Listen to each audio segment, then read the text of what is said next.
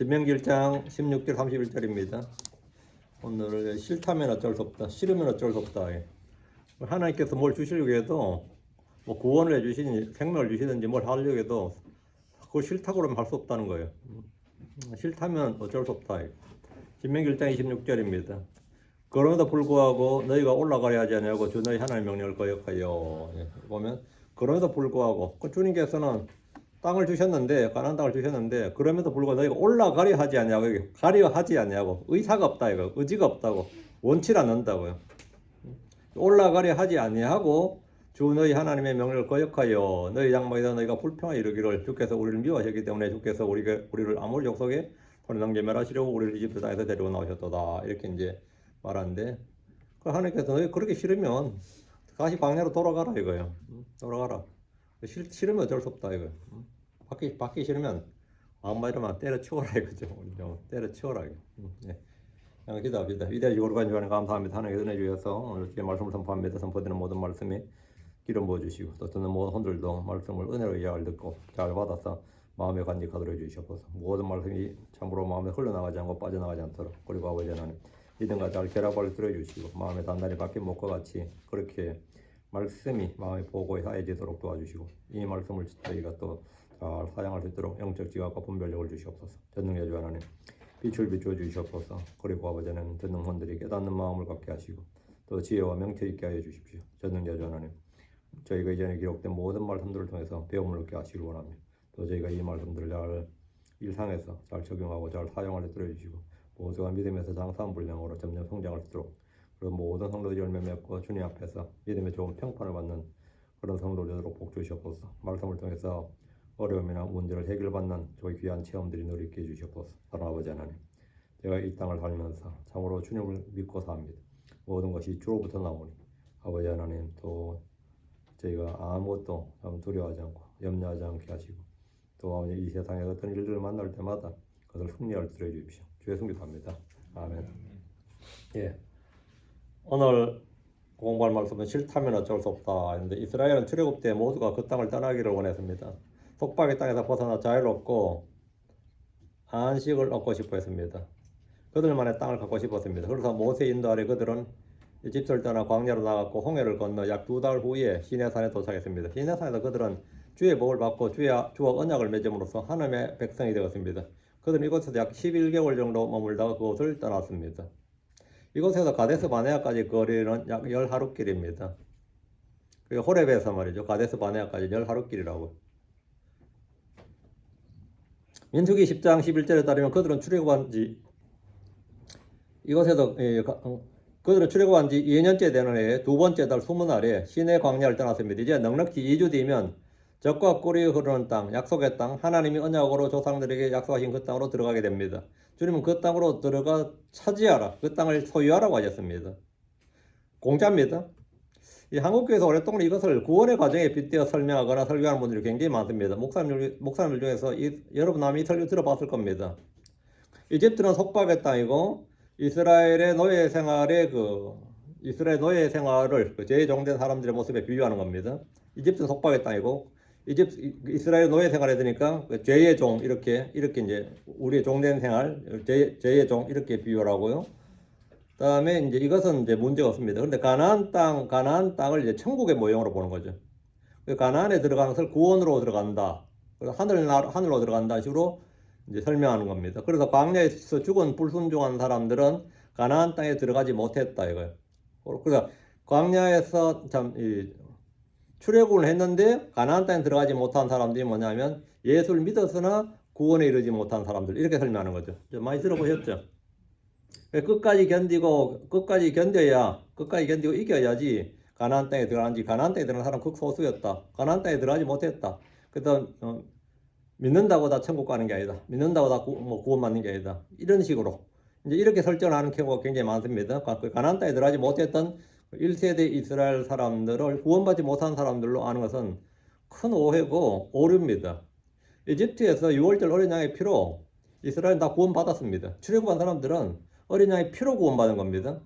홍해를 건널 때 그들은 파라오의 권세에서 완전히 벗어나서 해방되었습니다. 이제 거기서 이제 파라오의 압제나 권력, 파라오의 힘에서 완전히 벗어난 겁니다. 홍해를 건너면서 완전히 끝난 거예요. 그들은 이미 은혜로 구원받은 자들입니다. 광야 생활은 성도 영적 여정, 이 악한 현 세상에서 사는 성도들의 모습, 육신과 성령이 부딪히는 성도들의 삶을 보여주는 겁니다. 광야는 성도들의 삶이다 말이죠. 그들이 이 광야에서 매일 그들이 구하거나 생각하는 것 이상으로 주님의 보호와 공급을 받았습니다. 주님을 많이 체험했죠, 광야에서.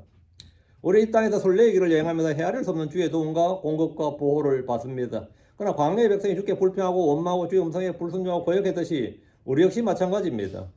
육신을 따른 자들은 성령을 거역합니다. 가나안 땅을 하늘 왕국의 모형으로 설정하고 가나안 땅에 들어가는 것이 구원이라고 생각하면 갈렙과 여호수아를 제외하고 모두 죽었다. 구원받은 자가 극히 적다. 구원 어렵고 힘든 것이다. 이런 공식이 딱 성립됩니다.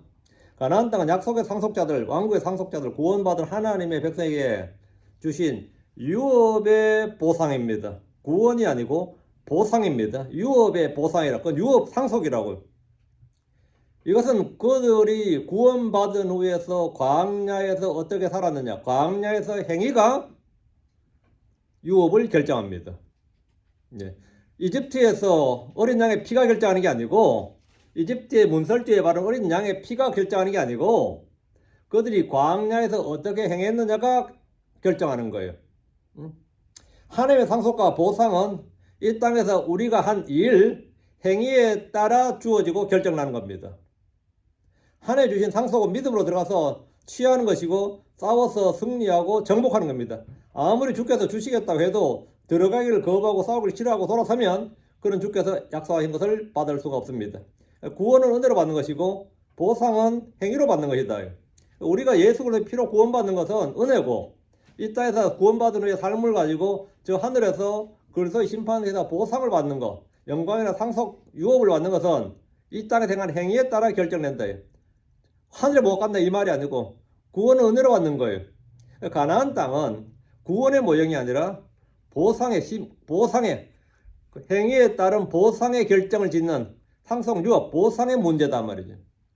이 땅에서 우리가 예수 믿고 나서 어떻게 행했느냐에 따라서 우리가 받을 보상이 결정된다. 구원은 값없이 주어지는 은혜의 선물이지만 보상이나 영광이나 유업이나 상속은 우리가 믿음으로 쟁취해야 됩니다.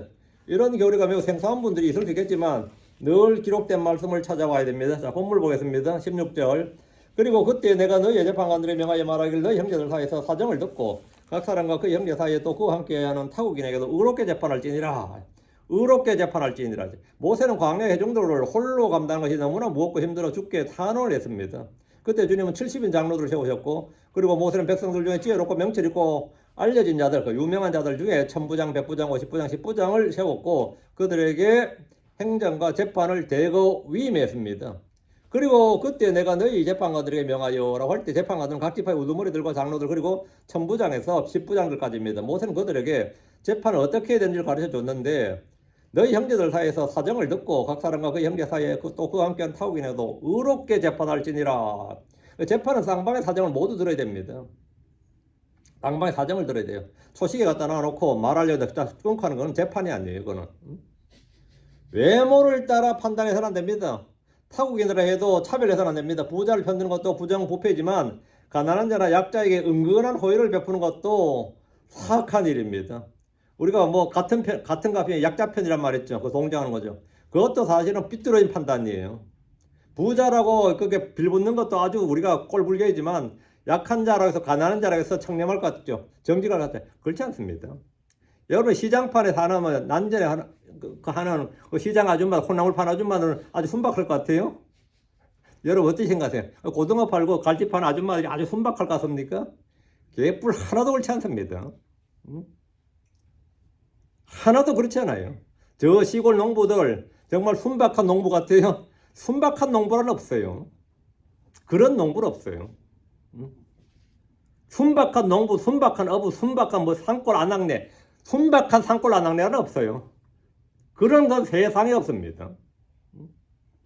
사람 다 똑같습니다. 다 똑같아요.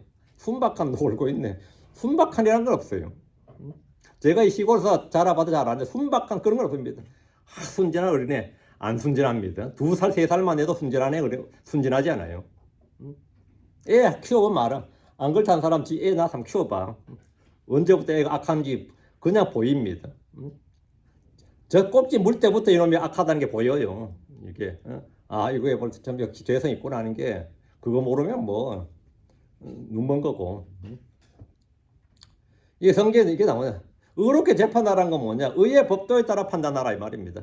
나의 양심이나 경험이나 사상이나 철학이나 지식, 가치관을 내세우지 말고 기록된 법에 따라서 재판하는 것. 이게 의롭게 재판하는 겁니다. 한국이나 미국의 재판관들 보면요, 판사들 보면 이건 법이 있으나 많아요.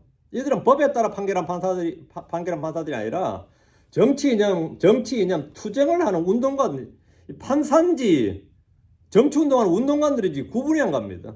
범법자들이 입법자들이 되고 통치자가 되고 그들이 사법을 좌우하는 그런 세상이 되어버렸습니다. 하나의 법은 전국민 투표로 100% 찬성이 나와도 바꿀 수가 없고 바뀌지 않는 의로운 판단의 법입니다. 우리에게 있는 법은 글소의 법, 생명의 성례의 법입니다. 의의 법, 왕가의 법입니다. 우리 이 법을 따라 생각하고 판단하고 행동하라 이 말이에요. 이 법에 따라. 17절.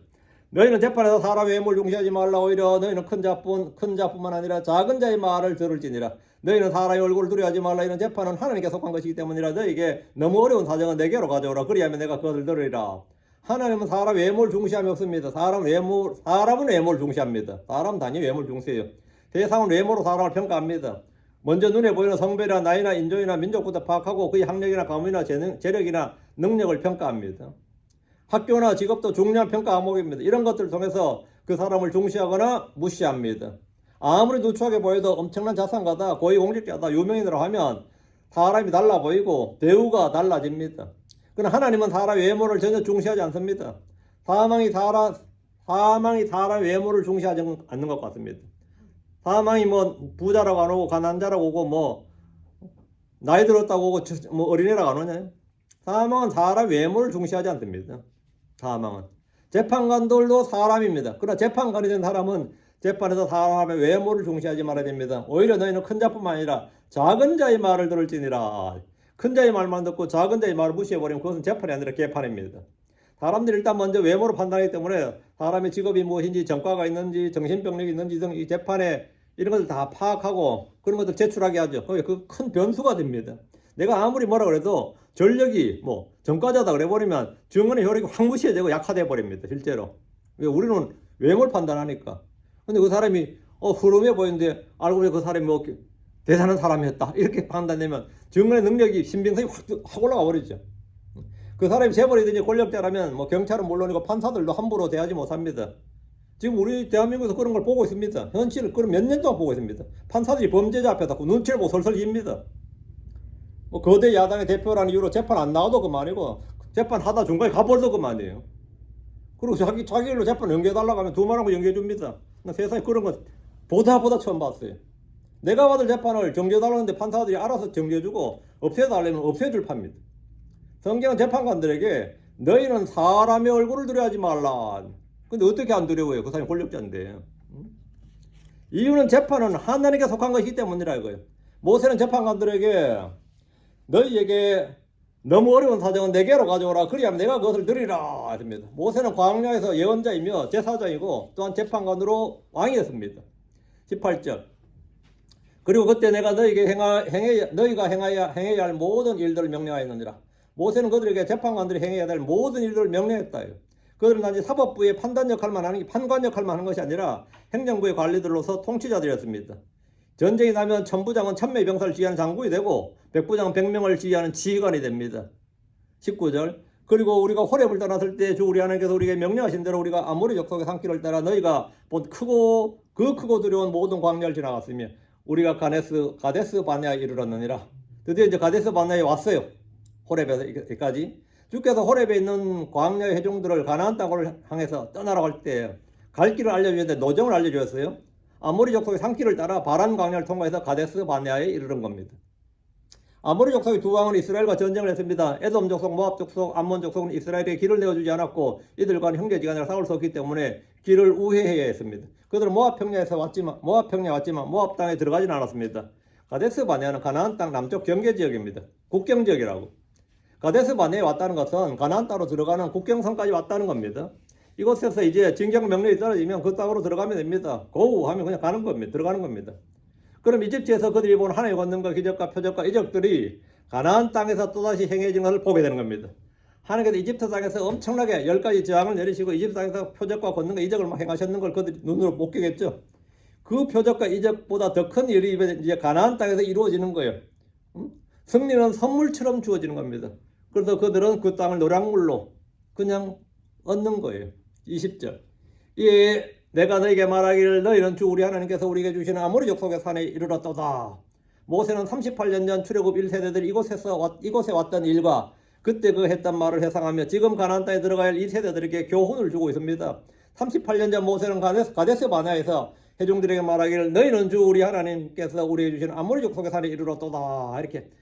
그럼 백성들이 어떻게 되죠? 만세 부르고 찬양하고 이야 드디어 우리가 약속의 땅 앞에 왔구나. 저게 바로 우리가 들어갈 땅이구나. 이래야 되는 거죠. 응? 그런 거지. 모세 이 한마디 전부 다 만세로 만세 삼창하고 요즘 한국교회는 주여 삼창하잖아요. 이때 주여 삼창을 해야 돼. 주여 하면서 주여 할렐루야 하고 말이죠. 이렇게 주여 삼창하고 들어갑시다. 언제 들어갈까요? 날만 정합시다. 이러면 하루도 빨리 들어가고 싶네. 막 다들 이런 분위기여야 되는데. 아모리 족속이라는 게 가나안 7민족 중에서 가장 강한 민족으로 남쪽은 시온, 북쪽은 바산왕 옥이 다스리고 있었습니다. 하나님은 이 산을 주실 뿐 아니라 그 땅을 모두 그들에게 주셨습니다. 21절 보라 주 내 하나님께서 그 땅을 내 앞에 두셨나니 내 조상들의 주 하나님께서 내게 말씀하신 대로 올라가서 그것을 소유하라.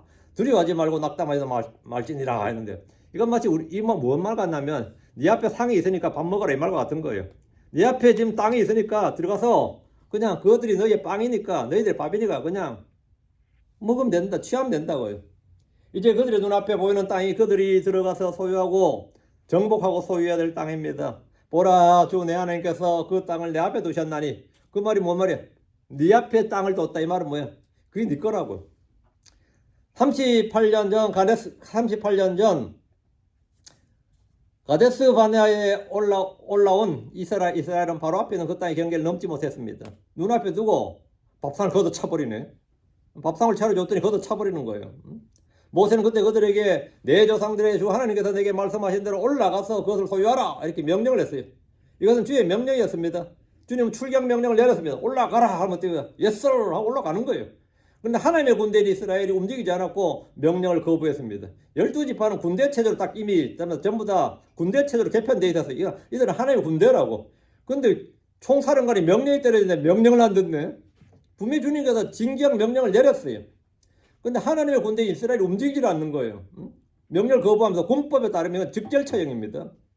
주님 두려워하지 말고 낙담하지 말지니라. 그들이 이집트의 군대나 파라오를 상대로 맞서 싸워 이겼기 때문에 해방이나 독립을 한 것이 아닙니다. 출애굽 때 그들이 이집트에서 한 일이란 것은 nothing입니다. 아무것도 없었습니다. 그들이 했던 한 가지가 있다면 주의 유월절 밤에 어린 양의 피를 받아서 어린 양을 잡아서 그 피를 문설주에 바르는 게 전부입니다. 10번의 재앙으로 이집트를 치시고 파라오와 이집트 사람들의 마음을 꺾은 것은 모세도 아론도 아닙니다. 하나님이셨어요. 주님이 하신 겁니다. 주님이. 홍해까지 추격해온 파라오와 그의 군대를 대적해서 이스라엘이 한 일은 아무것도 없습니다. 파라오와 그의 병거를 멸하신 분은 주 하나님입니다. 그럼 가나안 땅에서 정복전쟁은 이집트에서보다 더 놀라운 주님의 승리를 볼 수 있는 기회입니다.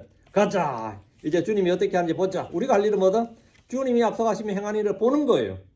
그러나 그들은 주의 명령에도 불구하고 들어가기 일단 보류. 일단 스탑. 일단 정결하고 먼저 그 땅에 정탐꾼을 보내자고 제안했습니다. 22절.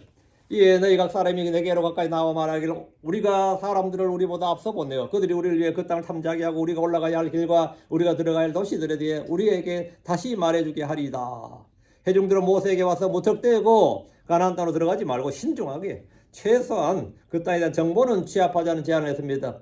전쟁을 하기 위해서 가장 중요한 것이 정보 수집이니까 그들의 말에도 일리가 있습니다. 적의 사정을 살펴보고 작전을 해보자는데 반대할 명분도 없습니다. 이것은 지혜로운 일입니다. 그들은 모세에게 와서 먼저 정탐꾼들을 보내서 그 땅을 탐지하게 하고 우리가 올라가야 할 길과 우리가 들어가야 할 도시들에 대해서 우리에게 다시 말해주게 하자고 했습니다.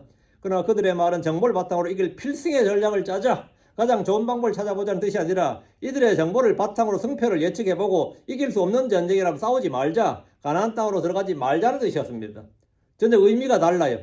우리가 이제 주님께 들어가라고 했으니까 가장 신속하게 단기간에 이들을 무찌를 수 있는 정보를 취합하자. 그래서 정보 보내자는 게 아니라 들어갈지 말지를 결정하기 위해서 정탐꾼을 보내자는 거예요. 이길지 말지를 주님이 이긴다, 주님이 싸우고 주님이 이긴다, 이기고 말고는 그들이 판단할 일이 아니에요. 승리는 무조건 승리는 100%고 이 땅을 차지하는 건 100%인데 이들은 주님의 판단을 지금 주님의 판단에 의문을 제기하고 우리가 다시 판단해 보자는 거예요. 주님의 판단, 주님의 평가를 유보하고 우리가 재평가하자는 거예요. 주님의 평가가 주님의 판단이 틀렸을 수 있으니까 우리가 정탐꾼을 보내서 우리가 새로 한번 평가를 해보자 이거예요. 주님께서 오르고 있을 수 있지 않느냐. 주님도 오르고 있어요. 모세도 이제 늙어서 정신에 까닥할 수 있지 않느냐. 모세가 하는 말이 언제까지 하나님 말인지 우리가 지 말인지 하나님 말인지 우리가 알 수가 있나. 이렇게 생각하면 그런 거죠. 장로들이 생각했을 때 모세 좀 믿음이 영 안 가는데 전에 몰랐는데 지금은 영 믿음이 안 가는데 노인이 행설수설하는 건지 진짜 주의 계시를 받은 건지 우리 모르겠다. 그러니까 한번 정탐꾼 보내보자는 거예요. 정탐꾼 보내와서 그러고 나서 이제 그 모세의 말에 신빙성도 한번 파악해보고 그러니까 우리는 가능성을 보고 배팅을 하지 무모한 전쟁을 할 수 없다. 이길 수 없는 전쟁을 하지 않겠다는 겁니다. 이 전쟁이 이스라엘과 가나안족 속간의 전쟁이지만 하나님 직접 그들의 대장이 되어서 그들을 위해서 앞서 나가 싸우는 전쟁입니다. 이스라엘은 절대병기, 최종병기, 적을 압도하는 무력이 있습니다. 그분은 그들 한가운데 계신 하나님입니다. 하나님이 그들과 함께 있는데 정탐꾼들의 보고와 판단이 왜 필요한 겁니까? 정탐꾼들의 판단이 왜 필요한 거냐고. 하나님의 판단이 이미 내려졌고 하나님의 결정이 내려졌는데 왜 다른 사람의 평가가 리이벨리에이션이 왜 필요하냐고요. 세컨 오피니언을 받겠다는 거 아니야 지금. 주님이 판단했는데 우리 다른 견해도 좀 받아보겠다는 거 아니야. 이것은 사실 전쟁을 피하려는 명분을 만들고 핑계를 내는 겁니다. 모세한테 다짜고짜 우리 싫다고 말할 수 없으니까 시간 좀 끌었다가 안 하겠다 이 말이에요. 정탐꾼 보내자는 뜻은 바로 그런 뜻이었어요. 모세는 이미 주의 명령을 백성들에게 하달했습니다. 21절이 바로 출경 명령이에요. 군인은 명령을 따르는 것이지 명령을 따르는 자들이 명령을 판단하는 자들이 아닙니다. 판단은 명령권자가 하는 거예요. 군인들에게 가장 황당한 말은 부당한 명령이라 따를 수 없습니다. 이 말입니다. 부당하고 정당한지를 왜 네가 판단하는데 그거는 지휘자만 판단하는 거예요. 그 판단의 권한이 군인에게 있는 게 아닙니다. 지휘자에게만 그 판단의 권한이 있어요. 그 지휘자의 권한이. 군인의 일은 지휘자의 명령에 대해서 정당한지 부당한지 옳은지 그른지 선한지 악한지 득인지 손해인지 이게 장래 우리나라를 위해서 좋은지 나쁜지 그거 판단하는 거 아니에요. 원래 공무원이라는 게 말이죠. 영혼 없는 공무원이란 말이 있어요. 그건 뭐냐? 시킨 일을 지시대로 하는 거예요. 시키는 일을 지시대로 하는 게 그게 가장 충실하게 따르는 게 그게 뭐냐? 그게 서번트입니다. 공무원이 뭐죠? 퍼블릭 서번트예요. 너희도 왜 이렇게 하냐 그러면 우린 지시대로 하는 것뿐입니다. 그렇게 우린 명령에 따르는 것뿐입니다. 그게 군인이고 그게 공무원이에요. 근데 크리스천들은 다 뭐죠? 너희는 그래서 좋은 군사라잖아요. 좋은 군사가 어떤 군사가 좋은 군사예요? 명령에 철저하게 복종하는 군사가 좋은 군사입니다. 명령에 따르는 군사 그게 좋은 군사예요. 모세 입에서 주의 명령이 전달되었는데 이들은 순종하지 않고 대안을 제시했으니 그것이 바로 정탐꾼을 보내보자 이거예요. 정탐꾼을 파견하자. 이 3절 그리고 그 말이 나를 기쁘게 하였도다. 모세 그 말 듣고 벌컥한 게 아니라 일리 있네 이런 거죠. 왜? 모세는 정탐꾼 보내는 것부터가 이미 전쟁의 시작으로 본 겁니다. 이게 지금 모세 정탐꾼을 보내는 것부터 뭡니까? 그 땅에 들어가자 시작으로 본 거예요. 그러니까 그럼 이것도 바로 들어가는 것보다 이미 전쟁 시작된 거야. 40명 보낸 게 전쟁의 시작이라고. 그 땅에 우리가 다 한꺼번에 들어가느냐 먼저 몇 명 선발대가 몇 명 먼저 들어가느냐죠. 12명을 먼저 보내는 거죠. 이제 내가 너희 중에 각 지파마다 한 사람씩 12사람을 취하여노라. 모세는 그들의 말을 듣고 단칼에 거절했습니다. 그럼 모세는 그들의 말에 수긍하고 적극 지지했는데 그리고 그 말이 나를 기쁘게 하였도다. 이 말은 좋은 생각, 좋은 의견으로 받아들였다는 것입니다. 모세는 정탐꾼들이 미리 들어가서 가나안 땅의 지리를 파악하고 그들의 도시와 인구를 파악하고 쉽게 적을 무너뜨릴 수 있는 정보들을 모아오게 하고 그리고 지도를 한번 작성해 오라 이거죠. 정탐꾼들을 파견하는 것 자체가 이미 전쟁의 시작으로 본 겁니다. 모세가 그들의 말을 기쁘게 받은 것은 더 빠르고 효율적인 승리를 위한 것이었지 그들이 전쟁을 포기하고 거부할 것이라는 생각은 꿈에도 하지 못했던 겁니다. 이게 시간 벌려고 한 줄은 꿈에 생각하지 못했던 거예요. 모세는 그들에게 각 지파 중에서 한 사람씩 12사람을 취했는데 원래 능력 있는 사람 보내면 되지 뭐 지파별로 이렇게 인원 분배해야 되고 지역 분배하고 뭐 이렇게 하면 안 되죠. 근데 이스라엘이 연방국가예요. 그 지파별로 했는데 이건 왜 그런가 하면 정복전쟁이 끝난 후에 땅의 분배를 염두에 둔 겁니다. 땅의 분배를. 우린 들어가보지도 못한 땅이에요. 이렇게. 나중에 재배옥 할 때 문제 터지죠. 그러면 그 땅의 분배를 위해서 그 12명을 다 보낸 거예요. 지파별로. 24절 그리고 그들이 돌이켜 산으로 올라가서 에스골 골짜기에 이르러 그곳을 탐지하더라. 모세가 파견한 정탐꾼들은 산으로 올라가서 에스골 골짜기에 이르러 그곳을 탐지했다 했는데 그냥 완전히 쫙 생략된 거고 이거 민수기에 잘 나옵니다. 모세는 그 땅이 어떠한지 그 안에 가는 백성이 어떠한지 그들의 힘과 수에 대해 탐지하고 그들이 가는 도시들이 어떠한지 그 땅이 기름진지 메마른지 그 안에 숲이 있는지 없는지도 살펴보도록 했고 그 땅 열매를 가져오게 했습니다. 정탐꾼은 올라가서 그 땅을 신광야에서부터 루호베 이르기까지 탐지하였고 또 남쪽으로 올라가서 헤브론에 이르렀는데 거기에 안악자손들이 있었어요. 말로만 듣던 거인들이 있는 거예요. 이게 전설의 이야기 아니었나? 안악자손들이 그 거인들이 있었다고. 안악자손들이 있었다고. 그리고 에스골 시내에 이르러 거기서 포도 한 송이가 달린 가지를 잘라 두 사람이 막대기에 메고 또 석류와 무화과를 가져왔습니다. 에스골이란 뜻자체 에스골이란 이 이름이 뭐냐면 이스라엘 자손들이 거기서 포도송이를 배워왔기 때문에 붙여진 이름인데 에스골 자체가 포도송이란 히브리어예요. 에스골이 포도송입니다. 에스골이. 거기서 헤브론 북쪽에 위치한 골짜기 이곳은 에스골이 헤브론 북쪽에 위치한 골짜기인데 이 지역의 포도 농원에는 오늘날에도 여전히 질 좋은 포도가 생산되고 있습니다. 이들은 40일 동안 가나안을 탐지했습니다. 25절 그리고 그들이 그 땅의 열매를 자기들의 손에 들고 그것을 우리에게 가지고 내려왔으며 또 말을 다시 전하여 고하기를 그곳은 주 우리 하나님께서 우리에게 주시는 좋은 땅이라 하였느니라. 정탐꾼들이 일단 보고를 객관적으로 잘 했어요. 정탐꾼들은 40일 동안 임무를 마치고 그 땅의 열매를 자기들의 손에 들고 돌아왔어요. 포도와 무화과와 석류를 가지고 왔는데 이것들은 그 땅이 얼마나 좋은 땅이를 입증한 열매고 이건 뭐 말로 설명할 필요가 없어요. 이거 보여주면 그냥 끝이에요. 이 땅이 얼마나 좋은 땅인지 보여주면 끝이에요. 그곳은 주 우리 하나님께서 우리에게 주시는 좋은 땅이라 하였느니라. 민수기 13장 21절에 보면 그들이 한 정확한 말이 나와요. 당신이 우리를 보낸 그 땅에 우리가 이르렀고 참으로 그 땅은 젖과 꿀이 흐르며 이것이 그 땅의 열매니이다. 이게 증거다, 증명이다 말이죠. 다른 말이 필요 없는 실물을 가져와서 그 땅의 상태를 보여준 것입니다. 모세의 말이 허언이나 거짓말이 아니었던 거죠. 그것은 이집트 땅과 같은 그런 곳이 아니었습니다. 광야와 같은 것도 아니었고 에돔이나 모압이나 암몬 족속의 땅과도 같지 않는 가장 좋은 땅이었습니다. 농사를 짓는 이들에게 최고의 땅은 풀과 나무가 자라고 물이 있는 땅이에요. 수확이 풍성한 땅이 최고의 땅입니다. 그것은 주 우리 하나님께서 우리에게 주시는 좋은 땅이라 하였느니라. 정탐꾼들은 땅에 대해서 나쁘게 말하지 않고 그들이 본 것을 그대로 정확히 보고했습니다. 중동 지역에서 가나안 땅 유프라테스 티그리스 강유역의 메소포타미아 지역은 고대의 소위 비옥한 초생달 지역이라고 해서 그 흑토 지역이라고 그러죠. 그래서 좋은 땅입니다. 가나안 땅까지가 땅이 본래 너무 좋아요. 땅이 너무 좋은 땅이라. 그래서 이거 뭐 심으면 나는 이런 좋은 땅이 없는 거죠. 그 땅에 대해서는 오케이. 26절 그럼에도 불구하고 너희는 올라가려 하지 아니하고 도리어 주 너희 하나님을 주 하나님의 명령을 거슬러 반역하였느니라. 왜 반역이라고 그러죠? 주님은 분명히 들어가라고 명령을 내렸어요. 이미 들어갈래 말래 의견을 물은 게 아니고 들어가라 그 땅을 소유하라 이렇게 명령을 내렸는데 안 한다잖아. 그게 반역인 거죠. 이제 군법에 따라서 군 통수권자의 명령을 구원의 대장이신 주의 명령을 지금 정면으로 거부한 거잖아요. 그게 반역인 거죠. 정탐꾼들로부터 그 땅은 주께서 우리에게 주신 좋은 땅으로 복을 받았지만 그들은 올라가려 하지 않았습니다.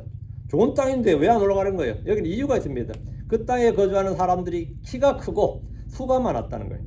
그리고 도시의 성벽들은 거대하고 견고했습니다. 이스라엘이 전투 가능한 병사를 20세 이상 모두 동원해도 60만 정도입니다. 그런데 그 땅에는 거인들이 살고 있었습니다. 철병과 같은 무기도 있었습니다. 광야의 회중들이 이집트에서 나올 때 그런 칼과 창으로 무장한 것이 아닙니다. 홍해를 건너서 호해를 보러 갔다가 이거 가져온 것이 전부입니다. 그러다 보니 가나안 땅으로 들어가서 그들과 싸운다는 것은 계란으로 바위를 치는 격이었습니다. 12명의 정탐꾼들 중 10명의 보고가 이랬습니다. 절대 다수예요. 10명의 보고가 이랬어요. 그러다 불구하고 그 땅에 가는 백성은 가하고 도시들은 성벽이 둘러져 있으며 힘이 크며 더욱이 우리는 거기서 안악자손들을 보았나이다. 다른 것은 문제지만 우리는 거기서 안악자손들을 보았다. 이거. 야, 그게 전설의 이야기 아니고 들려오는 이야기 아니라 실제 있더라니까요. 키가 3m가 넘는 덩치 큰 놈 6m가 넘는 그런 안악자손들이 거기 있더라. 이거 안악자손들 우리가 보았나이다. 안락 자손들 봤다. 안락 자손들 봤다는 이건 거인 족속입니다. 정탐꾼들의 이 말은 이스라엘 백성이 가나안 땅에 들어갈 소원과 의지를 완전히 꺾어놨습니다. 완전히 꺾어놨어요. 민수기서 13장 31절 33절에 보면 우리가 그 백성을 대적하여 올라갈 수 없나이다. 이는 그들이 우리보다 강하기 때문입니다. 우리가 그 땅을 두루다니며 정탐하였거니와 그 땅 거기 가는 자를 삼키는 땅이요 또 우리가 그 안에 본 모든 백성은 키가 큰 사람들이더라. 그리고 거기서 우리가 거인들에 나온 안악의 아들들과 거인들을 보았나이다. 우리 스스로 보게도 우리가 메뚜기들 같았으니 그들이 보게도 우리가 그와 같았을 것이니라. 우리가 봐도 그들 앞에서도 우리 메뚜기였다고. 메뚜기였다. 그들이 볼 때도 마찬가지 아니었겠느냐 이거죠. 그들은 가나안 족속들과 전쟁을 하면 절대 이길 수 없다고 확실하게 판단했습니다. 일단 체격에서 상대가 되지 않는다. 이거. 지금처럼 뭐 화약이나 기계전이 아니라 칼과 창으로 싸우던 육탄전을 하던 시대에 체격의 차이는 전투력의 차이로 이어집니다. 아무리 말이죠. 뭐 기술 좋고 뭐 해도 압도적인 힘의 차이가 나면 그 기술은 먹히질 않아요. 힘에서 압도적인 차이가 나면 기술이 먹히질 않는다고. 뭐 기술하지만 그거는 어느 힘이 비등비등할 때 기술이지. 압도적인 차이가 날 때는 아무런 소용이 없어요. 뭐 가끔마다 여자들 호신술을 배운다 그러죠. 그 호신술요. 깡패들 앞에서 먹으려고 하다 죽습니다. 그거는 아예 먹히는 기술이 아니에요. 그건 아예 먹히질 않는다고. 이 여러분이 뭐 플라이급 선수하고 헤비급 선수가 게임이 된다 생각해. 아무리 날뛰고 뭐 파리처럼 뛰고 나비처럼 날고 아무리 난리쳐도 그거는 아예 적수가 아닙니다. 그런데 안악자손하고 이스라엘 싸운다? 지금처럼 뭐 기관단총 있는 것도 아니고 참 물론 이제 뭐 화약전 이러면 상관없죠. 우리나라 동학농민전쟁 때 말이죠. 우금치 전투라고 있는데 이쪽에서는 말이죠. 일본군은 그때 이미 기관총이 있었습니다. 그런데 이 전봉준이라 이 무식한 놈이 그 동학농민 그 농민들을 부적 하나씩 붙여준 거예요. 부적. 가슴에 부적을 붙여주고 이 부적 붙이면 총알이 피해간다고. 그냥 몇 분 만에 몰살했습니다. 그런 놈을 대장이라고 그런 놈을 저거로 진짜 그냥 몰살을 당한 거예요. 그 단기간에. 몰려오니까 기관총을 딱 대고 있는데 그 전쟁이 됩니까? 이 독일이 기계화 사단이 가는데 폴란드에서 독일군이 폴란드로 오니까 폴란드에서 어떻게 했을 것 같아요? 귀족들하고 나서 100마를 타고 달려가네. 독일은 지금 전차가 있는데 100마를 타고 달려라 하니까 어떻게 될 것 같아요? 그냥 툭 쏘니까 그건 다 평야거든요. 거기 또 그냥 몰살을 당하는 거죠. 뭐 싸고 볼 것이야. 싸울 일이 없는 거죠. 아니 그냥 몰살을 당하는 거죠. 근데 지금 우리가 지금 가나안족 속하고 이 거인족들하고 하면 거인족이 몽둥이 하나만 잡아도 우리가 100명 1000명이 거기서 그냥 휘둘러도 우리 다 죽는다 이거예요. 그 평가가 어때요? 그냥 올라갈 수 없다고. 그 20년 도리어 주 너희 하나님을 거슬러 반역하였느니라 하는데 그들은 가나안 땅에 들어가라는 주의 명령에 불복했을 뿐 아니라 모세와 아론을 죽이고 다시 이집트로 돌아가려고 했습니다. 전쟁을 하자 싸우면 이긴다고 주장했던 갈렙과 여호수아는 이들에게 돌에 맞을 뻔했습니다. 모세도 이때 죽을 뻔했어요. 이들을 죽이고 돌아가는 거니까. 여호수아와 갈렙은 이때 이제 민수기 14장 8절 9절 보면 만일 주께서 우리를 기뻐하시면 그때는 그분께서 우리를 이 땅으로 데리고 들어가실 것이요 또 그것을 우리에게 주시리니 곧 적과 꿀이 흐르는 땅이니라. 오직 너희는 주를 대적하여 반역하지 말라. 너희는 그 땅의 백성을 두려워하지도 말라. 이는 그들이 우리를 위한 빵이기 때문이라.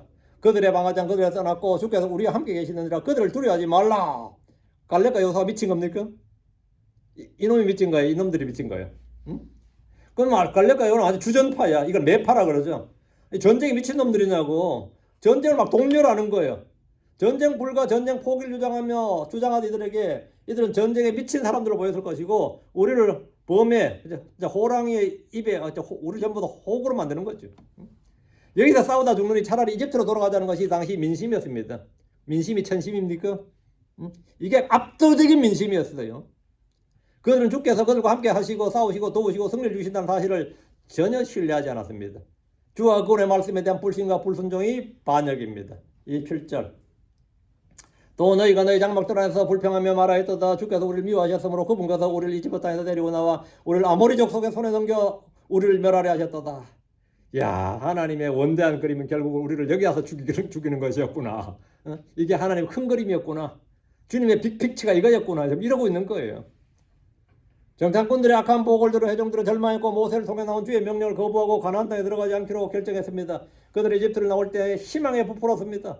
호렙을 떠날 때도 마찬가지였습니다. 그런데 그들이 가나안 국경 근처에서 가나안 땅을 탐지해본 결과를 들었을 때 그 땅을 포기했습니다. 여기는 현실적인 이유가 가장 큽니다. 전쟁 불가론이죠. 가장 큰 이유 첫째, 그들이 우리보다 강하다. 이건 우리의 판단상 그들이 우리보다 강하다. 둘째, 그 땅 거기 가는 자들 삼키는 땅이다. 셋째, 거기는 안악의 아들들과 거인들이 있다. 넷째, 우리 스스로 보기에도 우리는 메뚜기 같았다. 결코 전쟁 불가하다. 거인과 히브리인의 체격차를 말한 것입니다. 이런 이유로 가나안 땅에 들어가 전쟁하는 것은 불가하다. 포기하자. 이곳까지 그들 데려오신 주님께 불평했습니다. 신자들은 힘든 일이 있을 때, 시험이나 환난이 오고 재앙이 닥칠 때 하늘을 구하고 찾고 부르짖어야 됩니다. 주를 신뢰해야 됩니다. 그들이 정말 이 전쟁을 이길 수 없다고 생각한다면 주를 더욱더 찾고 주께서 우리를 위해 싸워주시기를 구해야 됩니다. 우리가 가보니까 거인족이 있고 성벽도 크고 도저히 우리가 이길 수 있는 전쟁이 아닙니다. 우리는 무기도 없고 주님께서 우리를 위해 싸워주십시오. 이집트에서 했던 거 절반만 해도 뭐 문제 없죠. 주님이 이집트에서 행하셨던 일 그 절반만 해도 문제 없고 홍해를 갈랐던 능력의 절반만 뭐 능력을 발휘해서도 가나안 족속 무찌르는 거 별로 문제 없고 솔직히 그렇죠. 주님께서 싸워주시면 우리가 들어가겠습니다. 이러면 되잖아. 그러나 그들은 출애굽은 은혜인 줄 알았는데 참 출애굽이 은혜인 줄 알았는데 알고 보니까 뭐였다? 재앙이었네. 은혜인 줄 알았 재앙이었네. 구원인 줄 알고 보니까 멸망이었네. 우리를 이집트에서 죽여도 되고 광야에서도 죽일 수 있으면서 이곳 가나안 땅까지 와서 죽게 만들었다는 식입니다. 이 모든 일의 발단은 하나님이시다. 이것이 그들이 불평하는 이유입니다. 출애굽은 하나님 우리에게 주신 복인 줄 알았더니 사실은 알고 보니 우리를 멸하려는 저주였고 하나님의 계략이었다는 겁니다. 이것은 주께서 우리를 사랑하신 것이 아니라 우리를 미워하셨다는 증거란 겁니다. 이건 참 막 나가네. 막 선을 넘네. 그죠? 주께서 우리를 미워하셨으므로 이 말은 주님이 우리를 사랑하셨으면 이럴 수는 없다는 겁니다. 하나님이 나를 구원하셨으면 나에게 이럴 수는 없다. 이러고 많은 사람들이 그래요. 어려움 다음에 하나님 살아계신 내게 이럴 수는 없나이다. 왜 이럴 수가 없는데? 니는 뭐가 다른데? 응? 니는 왜 병이 걸리면 안 되고 니는 왜 죽으면 안 되는데? 니는 왜 파산하면 안 되고 니는 왜 그런 아픔을 당하면 안 돼? 니는 뭐가 별난 놈이라고 저 불신자들 다 그런 일 당하는데? 응? 니라고 뭐가 그래 잘났다고 니는 그런 일을 당하면 안 되냐고? 응? 니는 뭐가 다른데? 내가 뭐가 다른데? 응? 우리에게 있는 시험은 모든 사람에게 공통적으로 있는 시험 외에 다른 시험 없다 그랬어요. 응? 너는 왜 하는 일마다 망하면 안 되냐고. 하는 일마다 망하는 사람이 한둘이냐고. 너는 뭐가 잘났는데. 응? 주께서 우리를 미워하셨으므로 주님이 살아계시면 이럴 수는 없다. 왜 이럴 수가 없는데. 주님 뭐든지 뜻대로 마음대로 하실 수 있는 분인데 왜 그럴 수가 없냐고요. 응? 난 자신을 특별한 사람 두지 마세요. 나 아무것도 아닌 사람입니다. 어떻게 우리를 이곳 가나안 땅에 들어가서 전쟁을 하게 하고 모두 멸망하게 하려는 거예요. 그들은 자기들의 장막 안에서 스스로 불평하며 하나님을 판단했습니다. 27절 그분께서 우리를 이집트 땅에서 데리고 나와 우리를 아모리 족속의 손에 넘겨 우리를 멸하려 하셨도다. 그냥 파라오 손에 죽게 하지 왜 아모리 족속의 손에 죽게 하느냐 이 말이야. 이것은 그들의 느낌과 감정과 잘못된 생각이지 전혀 사실이 아닙니다. 사실과 감정은 다른 겁니다. 자신들의 느낌이나 자신의 처한 환경은 자신들의 판단은 주님의 생각, 주님의 판단과 전혀 다른 거예요. 그러나 그들은 이미 하나님의 뜻과 계획을 그들 마음대로 판단했습니다. 주께서는 마치 새끼를 돌보는 어미 독수리처럼 밤낮으로 그들을 돌보시고 부양했습니다. 하나님께서 지금까지 우리에게 이렇게 먹이시고 입히셨다는 것은 우리를 죽이기 위함이었던가? 생각해보면 그건 아닐 거 아니야. 죽이기 위하면 이집트에서 죽였겠지. 아니면 홍해에서 한 번에 죽였거나. 응? 조금만 아무리 대가리 된 게 우동사리라 그래도 이 정도는 판단할 수 있잖아. 안 그래요? 똥인지 된장인지 뭐 찍어보고 그냥 모르는 거야. 찍어보고는 알아야 될 거 아니야. 찍어 먹어보고는 알아야 될 거 아니야. 이놈들 찍어 먹어보고도 몰라. 구분이 안 가는 거예요.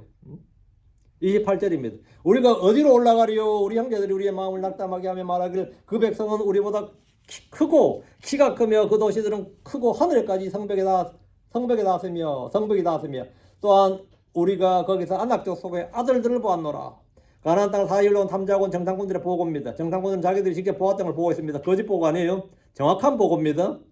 사실을 정확히 객관적으로 말한 것으로 전혀 거짓 보고 아니고 이 사람들 거짓말한 거 아니에요. 문제는 보고의 문제가 아닌 게 아니라 그 다음 그들의 생각과 판단이었습니다. 사실만 보고하면 돼요. 판단은 못해 가는 거고. 그들은 그들이 본 것과 느낀 것으로 생각하고 판단하고 그것을 우리의 판단이 우리의 결정이 되게 해달라는 거예요.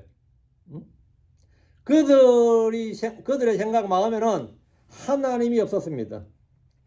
뭐 다 좋은데 하나님이 그들의 생각과 마음과 판단 결정에 하나님이 없었다고. 주님이 하신 약속의 말씀에 대한 믿음이 없었습니다. 주님이 우리 안에 없고 우리 함께 계시지 않는다는 전제 아래 내린 결론이고 판단이었습니다. 우리 하나님은 정신영역이나 도덕영역, 마음속 신앙의 영역에서만 일하시는 분이지 가나안 정복전쟁 같은 현실의 삶에서 우리와 함께 일하시는 분이 아니다라는 그들의 종교관이 잘 드러나 있습니다. 하나님 내 마음을 평안하게 해주고 내 마음, 내 정신, 내 신앙 영역에서는 오케이인데 내가 지금 당장 빵이 없는데 직장이 없는데 지금 돈이 없는데 이걸 해결해 주시는 분 아니지 않느냐. 그걸 해결해 주시는 분입니다. 하나님은 내 생각 속에 정신세계에서만 오는 분이 아니고 현실의 삶에서 현실의 생활에서 내 현실 속에 계시는 분이에요. 하늘에서 만날 주셨고 낮에는 구름기둥과 밤에는 불기둥으로 그들을 인도하셨어. 이건 현실이죠. 만날 왜 주셨죠? 그들이 먹을 게 없으니까 만날 준 거잖아요. 구름기둥 왜 줬어요? 자개라는 태양이 너무 뜨거우니까 구름기둥으로 서늘하게 시원하게 한 거죠. 불기둥을 해주면 밤에는 너무 춥잖아요. 사막 기온이 확 떨어지잖아요. 불기둥을 준 거 아니에요. 그러니까 항상 광야에 난로가 있었던 거예요. 온 광야를 대우는 난로가 있었던 거예요. 그건 전부 다 현실이지 정신 영역이 아니란 말이죠. 현실이지. 그리고 주 하나님께서 그들 가운데 계셨고 그들을 위해 일하시고 싸우시는 사실을 그들은 늘 체험하고 봤습니다. 그런데 지금 인정을 안 하네. 크리스천들 중에도 이런 분들이 많습니다. 주 하나님 내 마음 내 생각 속에만 있을 뿐이지 현실에서 내 삶의 문제들에 대해서는 전혀 관여하지 않고 아무런 일도 하지 않는다고 생각하는 분들이 꽤 많이 있습니다. 전혀 그렇지 않습니다. 하늘과 땅이 주의 것이고 세상과 세상에 충만한 것들이 모두 그분의 것입니다. 29절 그때 내가 너에게 말하였느니라 그들을 무서워하지 말라 그들을 두려워하지도 말라. 주께 불평하며 다시 이집트로 돌아가자 회중들에게 모세가 말한 겁니다. 뭐란 거죠? 예, 그들을 무서워하지 말라 그들을 두려워하지 말라. 오, 좀 잠잠하고 진정하라고. 그들을 무서워하지 말라 그들을 두려워하지도 말라. 그들이 이렇게 불평하고 주를 대적하고 반역한 원인 주와 그의 말씀을 불신하는 이유는 바로 두려움이었습니다. 사람의 마음이 무언가에 대해 두려움에 잡히면 제정신이 아니게 됩니다. 저는 개나 고양이들을 모형으로 만든 호랑이나 포병 같은 것을 그 맹수들을 이제 뭐 잠자는 개 앞에 이렇게 둬. 잠에서 깬 개가 막 화들짝 놀라고 하는 그런 실험한 걸 봤어요. 그런 실험하는 거. 근데 애완용 개나 고양이는 평생 호랑이를 본 적이 한 번도 없습니다. 실제 호랑이를 본 적이 한 번도 없는데 호랑이 인형이나 모형을 앞에 딱 좀 무섭게 딱 이렇게 두는데 기겁을 하고 도망을 치는 거예요. 오줌 싸는 개도 있더라고요. 한 번도 본 적이 없고 경험한 적이 없는데 평생에 단 한 번도 동물원 가서 본 적이 없는 그 맹수야. 그 집에서 키웠으니까 실내견들은 말이죠. 애완용 짐승들이라서 한 번도 맹수를 잡은 적이 없음에도 불구하고 그 모형으로 된 맹수들의 존재를 보자 두려움에 떨면서 소리를 지르고 도망을 쳐요. 이스라엘 회중에게 가나안의 거인들은 외안견 앞에 있는 호랑이나 사자였습니다. 그런데 개들도 늑대나 곰과 같은 맹수를 보면서 도마지 않고 대적하게 담대히 싸울 때가 있어요. 미친 개예요?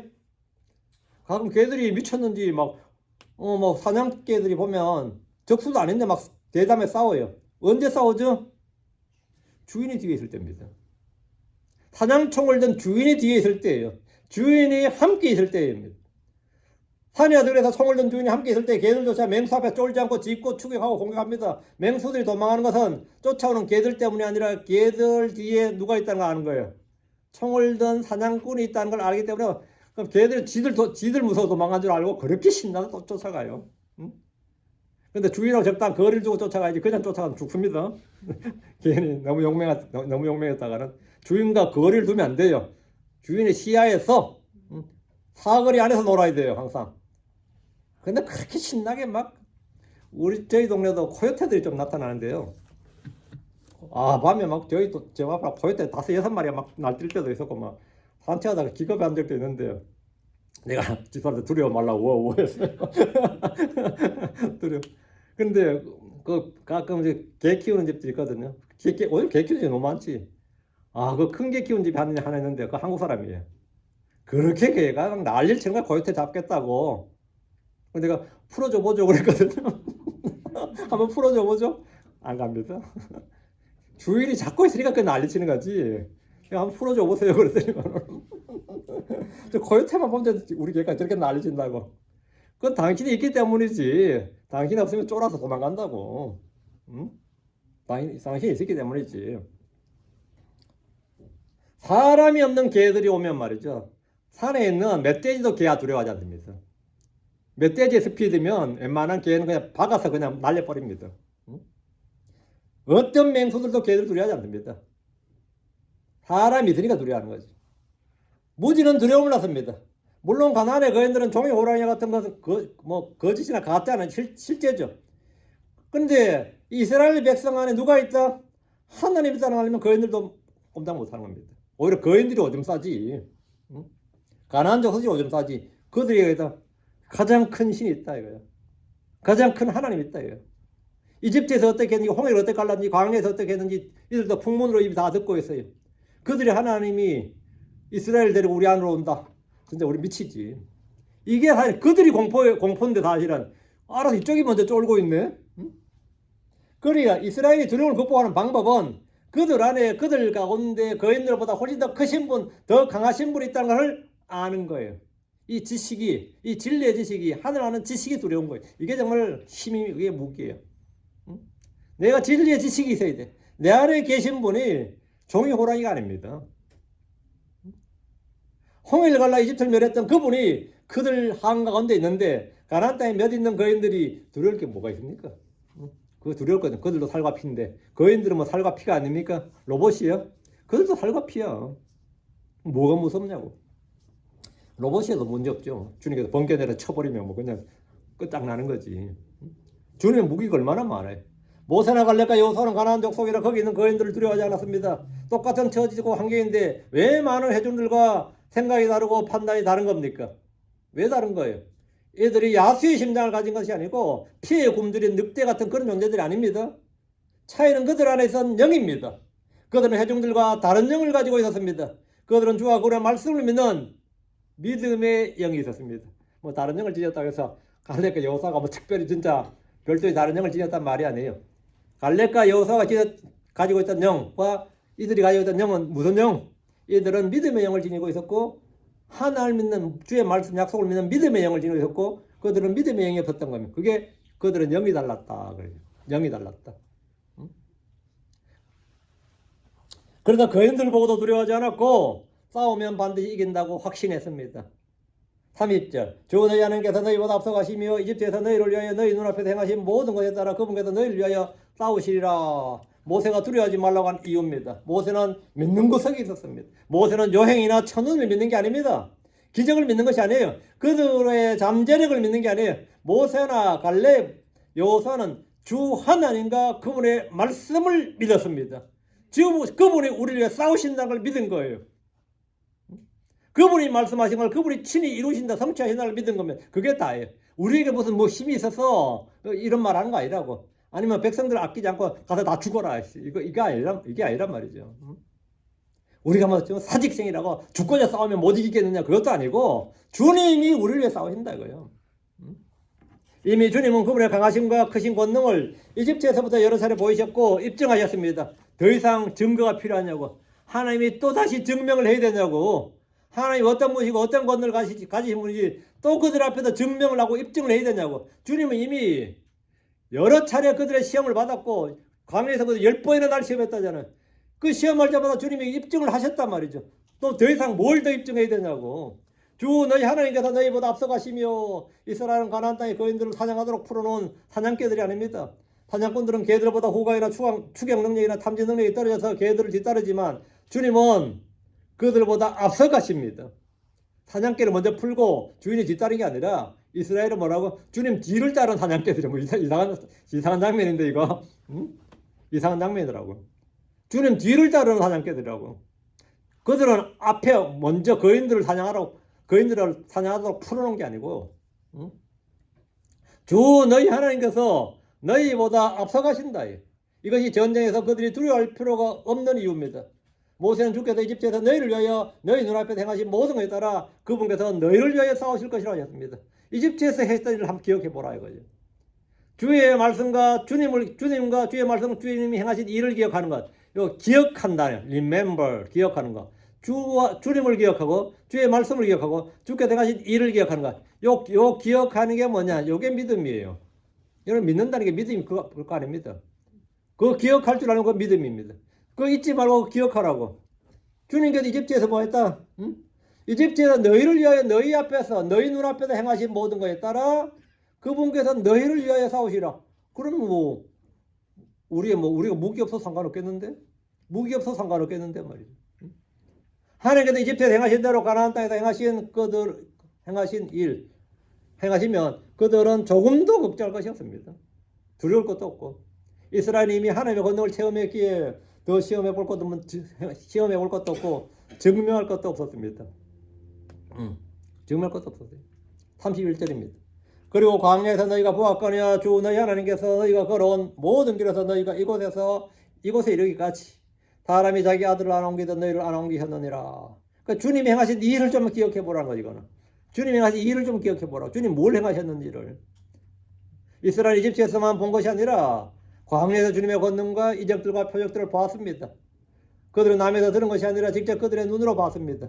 이제 더 이상 뭐 시험해 볼 것도 없고 물어볼 것도 없고 의심할 것도 없고 이건 이미 입증이 된 겁니다. 증명된 거라고. 이집트에서 너희를 위하여 너희 눈앞에 하신 모든 것에 따라 그분께서 너희를 위하여 싸우시리라. 그럼 뭐 된 거죠? 이것은 아무도 부정할 수 없는 겁니다. 그럼 승리는 그냥 자동으로 오는 것이죠.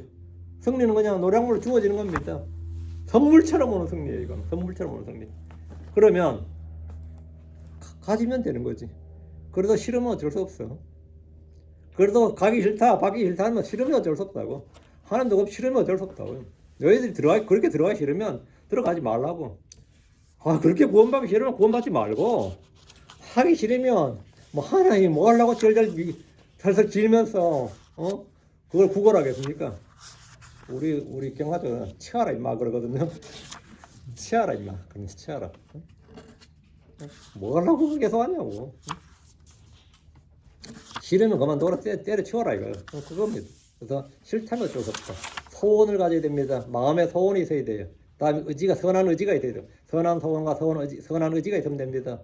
능력이 부족하다. 그건 상관없어요. 그런 능력은 하나님께 넘치게 있으니까 그건 상관없고 나머지 없는 거 그 부족분은 그건 신경 쓸 거 없어요. 주님 모두 공급할 거니까 그것도 신경 쓸 거 없고 여러분은 주의 뜻을 행하고자 하는 선한 소원과 선한 의지만 있으면 됩니다.